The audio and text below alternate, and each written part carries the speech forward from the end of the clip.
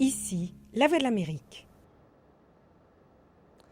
Jacques Aristide dans la capitale américaine, très content de m'installer à vos côtés pour un nouveau numéro du Washington Forum, dominé cette semaine par le report très critiqué des élections au Nigeria. Abuja a invoqué l'impossibilité d'assurer la sécurité du vote en raison de Boko Haram, mais s'est donné quelques semaines pour annihiler le groupe islamiste. L'opposition y voit une manœuvre du parti au pouvoir.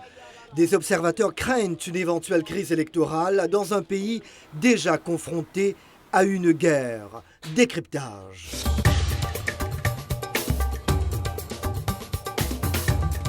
Washington Forum. Bienvenue et mille merci de votre fidélité à Washington Forum que vous propose la VOA. Dans quelques minutes, nos invités nous livreront leurs analyses et commentaires sur la polémique qui entoure ce report au Nigeria. Au lieu du 14 février, les 68,8 millions d'électeurs sont maintenant appelés aux urnes le 28 mars prochain. Le temps, d'après le pouvoir, d'en finir avec Boko Haram, qui n'a toutefois pas tardé à défier la force régionale africaine qui veut le combattre. Dans le nord, l'insécurité est croissante. Le correspondant de la VOA, Chris Einstein, s'est rendu dans quelques-unes des villes en proie aux ravages de Boko Haram. À Hong notamment, il a vu les craintes des électeurs. Son reportage est présenté par Lionel Gaïma. C'est en novembre dernier que les islamistes de Boko Haram ont pris d'assaut Hong, ville située dans l'état d'Adamawa. Ils ont pratiquement tout détruit sur leur passage, tout ce qu'ils considèrent mauvais, dont le stock de bière du boutiquier Dim Oua. Hong est maintenant presque une ville fantôme, beaucoup d'habitants ont fui. Ils se demandent s'ils pourront retourner chez eux pour voter en toute sécurité. Ils font peur aux gens. Beaucoup de gens sont partis, comme mon propriétaire. Son mari est mort. Les enfants sont à Yola. Je ne sais pas ce qu'ils vont faire, s'ils leur permettront de voter ici. En tout cas, je ne vois pas ceux qui ont fui revenir pour voter. Adamawa et les États voisins de Borno et Yobe ont tous été durement touchés par la violence de Boko Haram depuis 2009. Environ 1 million de personnes ont fui leur maison rien que l'an dernier. Le groupe armé veut une application stricte de la charia, la loi islamique, dans tout le nord-est du Nigeria. Certains habitants ont fui vers le Cameroun, le Niger et le Tchad. D'autres ont trouvé refuge dans des camps de déplacés internes, comme celui de l'autre côté du fleuve de Yola, la capitale de l'état d'Adamawa. Ici, environ 6400 personnes dorment dans des tentes ou des lits superposés dans un dortoir. Peu de gens ont la carte d'électeur nécessaire pour accomplir leur devoir civique, selon le président de l'association des personnes déplacées, Alhaji Modou Gana. À propos du vote, nous ne savons pas ce que le gouvernement peut faire pour nous, les personnes déplacées. Devrions-nous retourner dans nos localités? Le gouvernement va-t-il prendre des mesures différentes pour nous permettre de voter? Vous savez, personne n'est arrivé ici dans ce camp avec des documents ou des cartes d'électeurs parce que vous pensez d'abord à votre vie. Vous n'avez pas le temps de penser à quoi que ce soit d'autre, même cette carte d'identité nationale. Personne ne marche avec. Nous l'avons tous laissé chez nous. L'ancien dirigeant militaire Muhammadu Buhari, le candidat de l'opposition à la présidentielle face à Goodluck Jonathan, est populaire dans une grande partie du Nord. Même si beaucoup de Nigériens reconnaissent que le président sortant a fait du pays la plus grande économie d'Afrique, de nombreux partisans de M. Buhari critiquent M. Jonathan pour n'avoir pas pu mettre un terme au combat dans le Nord-Est. Ousmane Omar est un employé du gouvernement. Sa ville était l'une des celles occupées par les insurgés. À cause de Boko Haram, à cause de la corruption, Goodluck n'est pas un leader. Des gens sont en train d'être tués dans l'Adamawa. Goodluck n'y est jamais venir pour la campagne électorale. La commission électorale du Nigeria a mis en place des mesures pour distribuer des cartes d'électeurs aux personnes déplacées. Mais d'aucuns se demandent si le plan portera des fruits. Une chose est sûre pour les observateurs, si le Nigeria ne parvient pas à reprendre les parties du Nord, toujours contrôlées par Boko Haram, les élections ne pourront pas se tenir dans ces régions. Merci Lionel. Et maintenant, l'heure d'entrer dans le vif du sujet avec nos invités. Avec moi sur ce plateau, le docteur Christophe Fomunio, directeur régional pour l'Afrique au National Democratic Institute, le NDI basé à Washington. à Paris. Samuel Gembok, chercheur à l'IRIS, Institut de Relations internationales et stratégiques. Il s'intéresse notamment aux enjeux sécuritaires et de défense en Afrique. Et à Abuja, l'envoyé spécial de la VOA au Nigeria, Anne Luke, qui nous rejoint par téléphone. Le chef de l'État nigérian a apparu à la télé mercredi soir pour répondre aux questions sur la crise sécuritaire ayant entraîné le report de la présidentielle. Je vous propose de l'écouter. Je n'ai pas été consulté et je ne veux pas être consulté. En 2011, la CENI ne m'avait pas consulté. Si les responsables m'en avaient informé, je n'aurais pas eu à perdre mon temps. Anne, comment ont réagi les Nigérians à cette intervention télévisée de Goodluck Jonathan? Oui, le président, il a tenté de rassurer le pays, rassurer des gens, mais moi je trouve que les gens, ils restent très sceptiques. Ici, ils demandent, très sceptiques. Ils demandent pourquoi, qu'est-ce qu'on peut faire dans 6 semaines qu'on n'a pas déjà fait. Alors oui, report justifié par la situation d'insécurité, notamment dans des États tels qu'Adamawa, Borno et Yobe. D'ailleurs, ce jeudi même, des médias rapportent qu'au moins 7 personnes ont été tuées lorsqu'une femme s'est fait exploser dans un marché à Borno.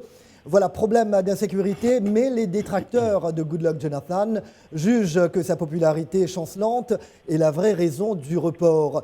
Chris Fomunio, subterfuge politique ou réelle crainte pour la sécurité des électeurs? Je crois que les critiques, ça peut se comprendre dans un contexte où le report est arrivé très tardivement, au moment où la commission électorale se disait très prête à organiser ces élections. Et au moment où des milliers de Nigériens s'apprêtaient à aller voter, surtout dans un contexte et dans un pays où, par le passé, les forces armées ont eu à intervenir dans le jeu politique. Ouais. Et comme le président de la commission électorale a fait allusion à l'incapacité des services de sécurité à assurer la sécurité des électeurs et des agents électoraux, cela a fait penser aux gens que peut-être que les services de sécurité étaient en train de s'immiscer dans le jeu politique, ce qui n'est pas vraiment, un bon argument pour un pays comme le Nigeria qui se prépare à des élections très compétitives. Mais cette commission électorale elle-même, est-elle justement indépendante ?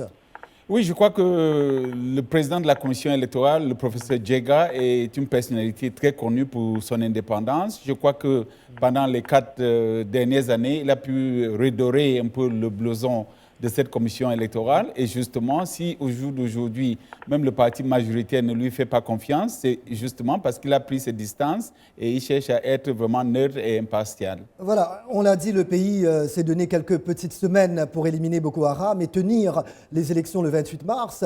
Samuel Gembok, quelle crédibilité accordez-vous à cet objectif hyper ambitieux, même avec l'aide de la force régionale africaine ?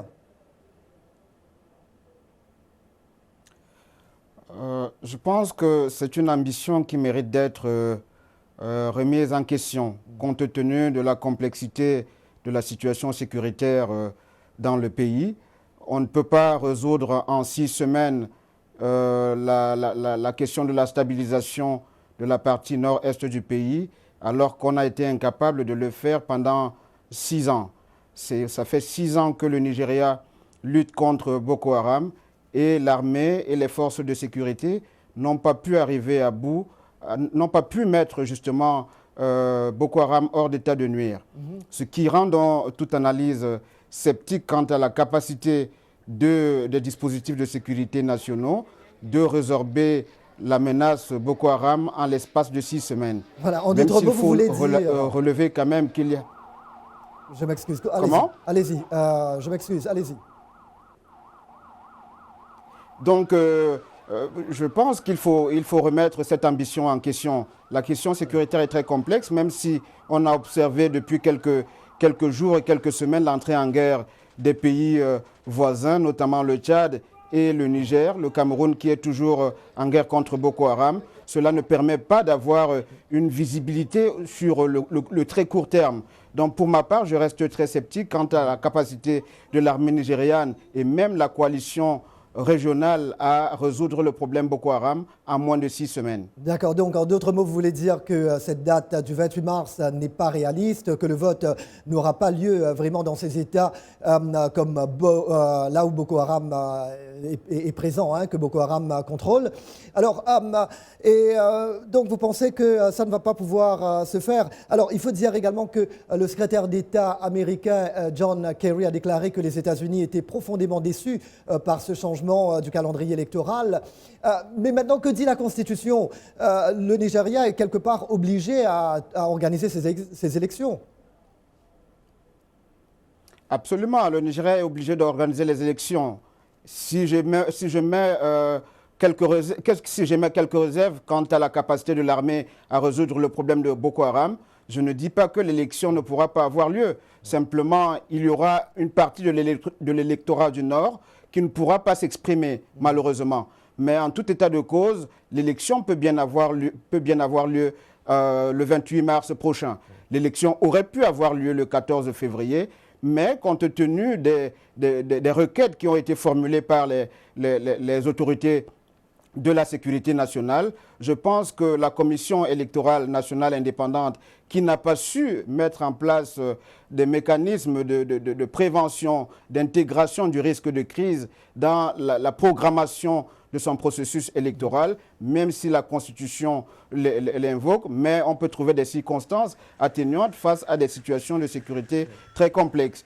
Mais les élections, quand même, peuvent toutefois avoir lieu le 28 mars, si, bien évidemment, l'armée arrive à sécuriser au moins le personnel électoral, les électeurs et aussi le matériel électoral. Parce qu'il faut bien se dire qu'il y a une chose d'organiser les élections le 28 mars prochain, il y a une autre chose, celle de la validation des résultats. Est-ce que les candidats de l'opposition ou du parti au pouvoir ne vont pas contester le verdict des élections si jamais une partie de l'électorat n'arrive pas à s'exprimer? Est-ce qu'on ne va pas aboutir à des crises post-électorales violentes? Donc il y a là des questions qui se posent. Il y a vraiment matière à réflexion en ce moment, à partir du moment où la situation sécuritaire n'est pas suffisamment et d'ailleurs, c'est la question que nous posons. On se pose la question de savoir si ce... Oui, et d'ailleurs, c'est la question que nous posons. Si le résultat sera... électorale qui se profile à l'horizon. Et d'ailleurs, bon, il faut dire qu'Abuja a assuré qu'il n'y aura pas de nouveau report. Mais maintenant, que faut-il attendre de cette force régionale africaine, Chris Fumunyuo? Oui, je pense que les élections auront lieu le 28 mars. Ça, c'est une évidence. La Commission travaille dans ce sens, tout le monde travaille dans ce sens. Et je crois que ceux qui ont provoqué ou ont suscité ce report n'auront plus les mêmes arguments dans 6 semaines. Quant aux dispositions qui sont en cours, il faut aussi se rendre à l'évidence que depuis samedi, depuis le report, on entend beaucoup parler des interventions de l'armée tchadienne, de l'armée nigérienne, même de l'armée camerounaise, mais on n'a rien dit jusqu'à présent des contingents nigériens. Donc nous nous attendons à ce que, effectivement, si les services de sécurité du Nigeria ont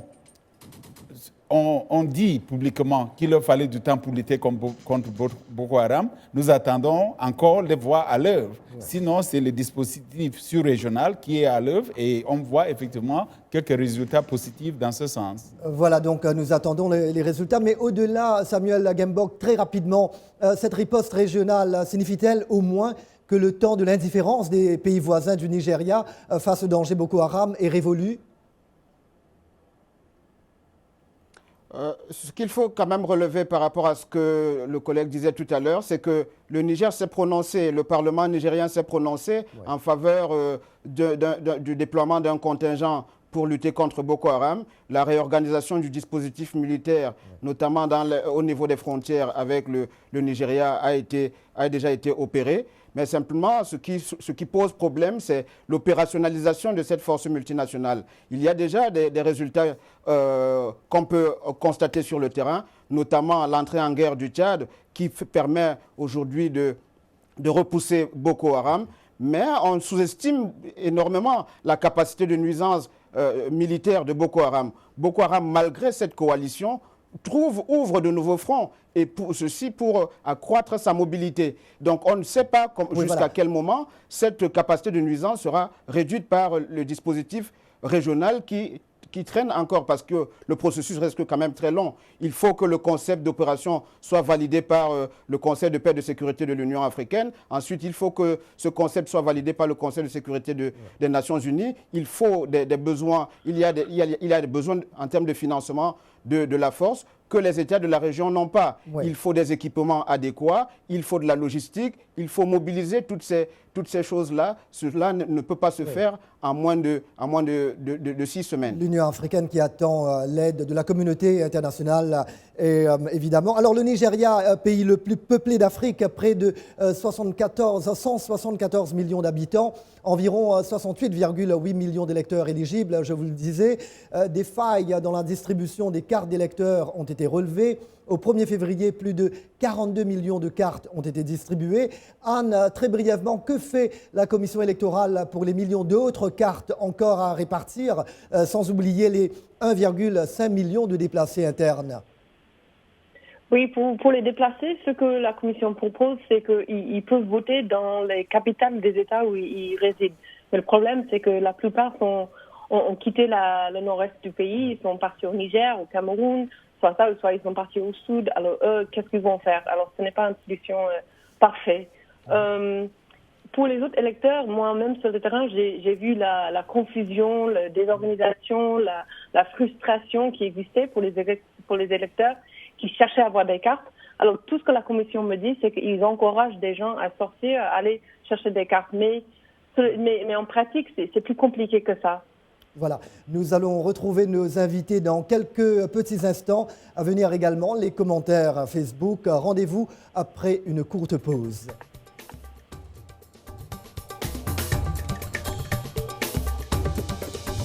De retour avec vous dans Washington Forum. Nous braquons les projecteurs sur le report des élections au Nigeria. Nos invités à Paris, Samuel Gembok, chercheur à l'IRIS, dans la capitale américaine, Dr Chris Fomunyo du NDI, et en direct d'Abuja, ma collègue de la VOA, Anne Louk. D'emblée la parole aux Facebookers. Issa Gamsongre, Ouagadougou, Burkina Faso. Pour mettre un terme à la crise, il faut faire partir le président Goodluck Jonathan. Voilà quelqu'un de très catégorique. Hormis Boko Haram, en fait, il y a un autre commentaire. Donc, Sam Bahizire de Kampala, Ouganda. Avec la décision du Niger d'intervenir au Nigeria, on ne sait pas quelle suite sera donnée aux élections. Hormis Boko Haram, qui a tué environ 13 000 personnes en 6 ans d'insurrection, le Nigeria est également confronté à la chute des cours du pétrole. 70% des recettes de l'État proviennent du brut, alors que le pays est toujours gangrené par la corruption. Chris Fomunyo, économie, corruption, partage équitable des richesses, sont-ils les autres enjeux de ces élections ? Effectivement, c'est tout un ensemble. Et c'est pour cela d'ailleurs que dans les derniers sondages qui ont été publiés par Gallup au mois de janvier, effectivement, on a vu que l'administration Jonathan prenait un coup parce que beaucoup de Nigérians estiment que dans le domaine de l'économie, dans le domaine de la lutte contre le chômage pour les jeunes et tout ça, il n'a pas été à la hauteur. J'aimerais revenir un peu rapidement sur la question sécuritaire parce qu'effectivement, au jour d'aujourd'hui, on voit le dispositif sur-régional fonctionner, mais il ne faut pas oublier que pendant longtemps, le Nigeria a été très réticent d'autoriser les troupes étrangères des autres pays africains à venir se battre sur son territoire. Donc ce n'est que tout récemment, dans les dernières semaines, que le Nigeria a donné ce feu vert, et c'est pour cela que le Tchad, les troupes tchadiennes, les troupes nigériennes et même les troupes camerounaises aujourd'hui se battent sur le territoire nigérien, ce qui favorise un peu les résultats positifs qu'on a pu obtenir jusqu'à présent. Donc je crois que c'est tout un ensemble, économie, politique, la transparence, la gestion du trésor public, qui aujourd'hui fait l'objet de cette contestation politique entre Jonathan et Muhammadu Buhari. C'est un aspect qu'on avait abordé dans un des derniers numéros de Washington Forum. Alors pour revenir à l'économie, le Nigeria, troisième producteur mondial de pétrole. Samuel Gembok, la fragilité du Nigeria fait-elle peur ? Pourquoi la stabilité de ce pays est-elle si importante en fait pour l'Afrique, mais peut-être aussi pour le monde ?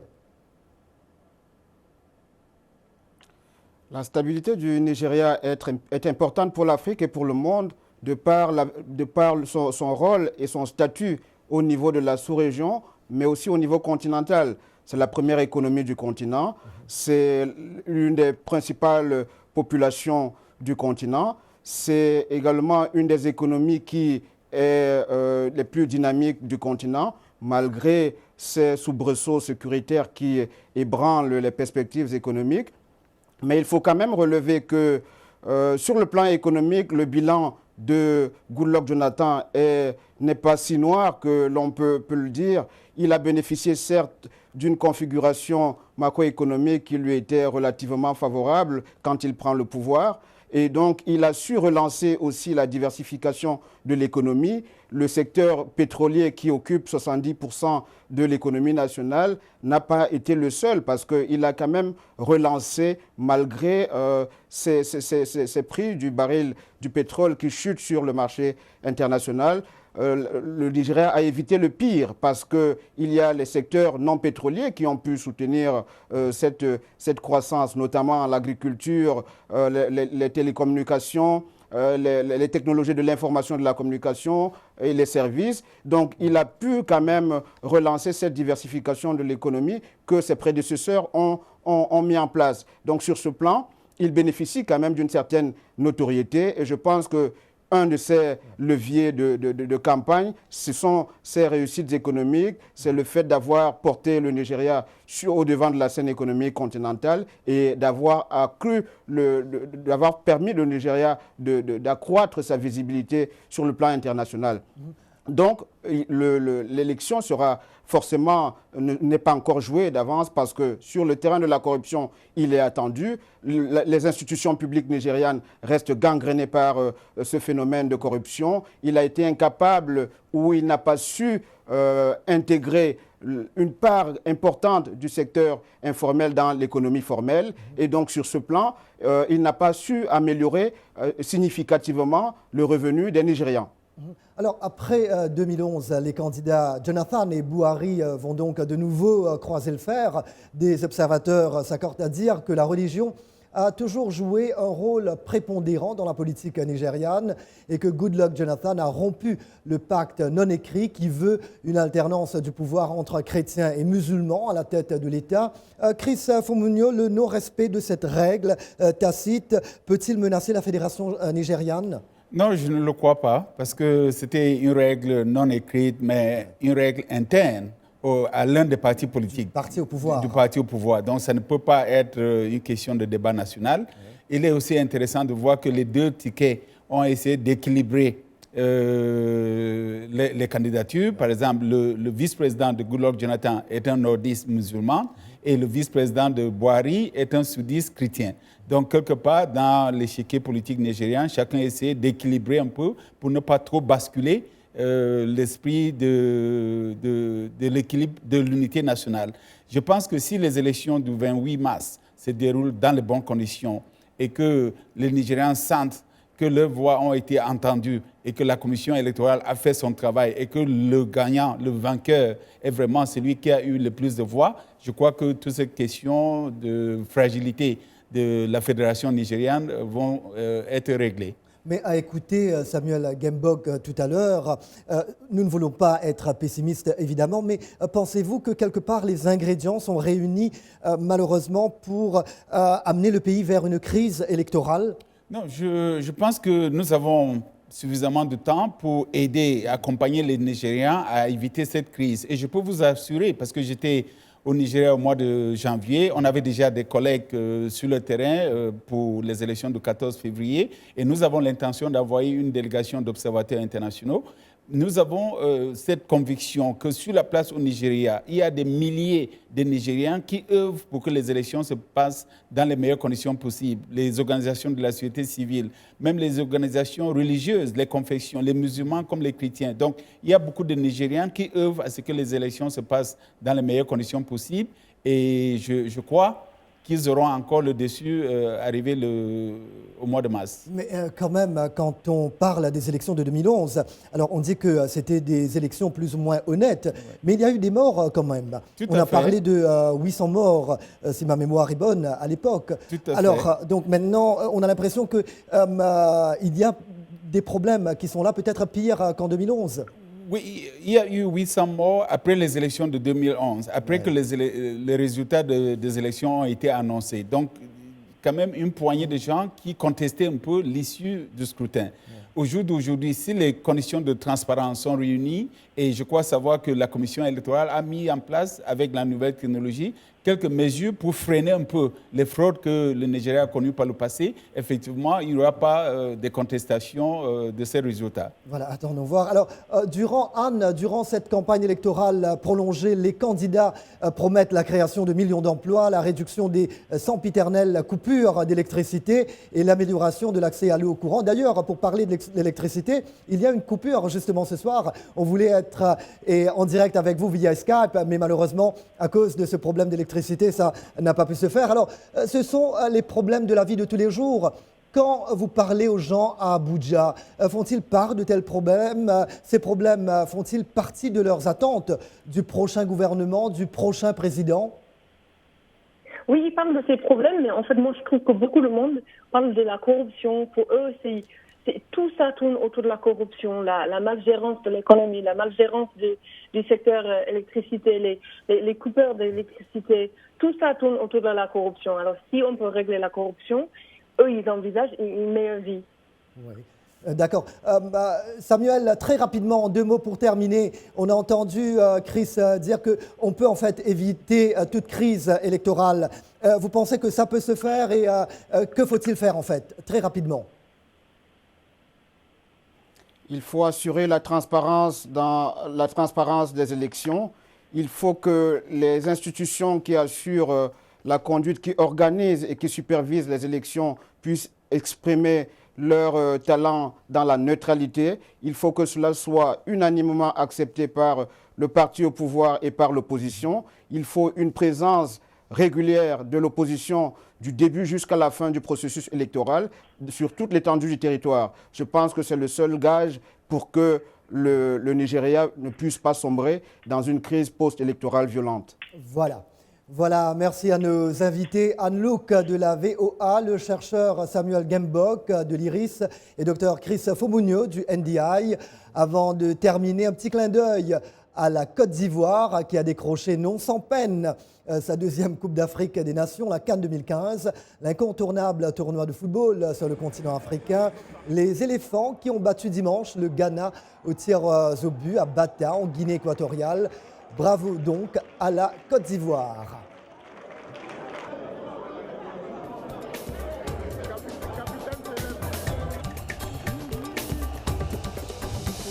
Encore cette semaine, c'était Jacques Aristide à Washington. Je vous dis à très bientôt. Take care.